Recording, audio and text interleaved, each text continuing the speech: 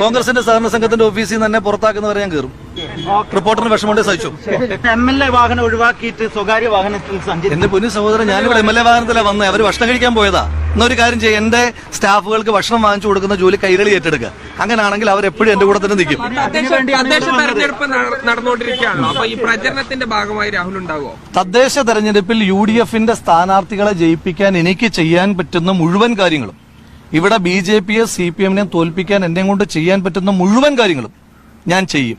കാരണം ഞാനൊരു തെരഞ്ഞെടുപ്പിൽ ജീവിതത്തിൽ ആദ്യമായി മത്സരിച്ചപ്പോൾ അതിന് അരയും തലയും മുറുക്കി ജോലി ചെയ്ത സാധാരണക്കാരായ പാർട്ടിയുടെ പ്രവർത്തകർ, മുന്നണിയുടെ പ്രവർത്തകർ മത്സരിക്കുന്ന തെരഞ്ഞെടുപ്പാണ്.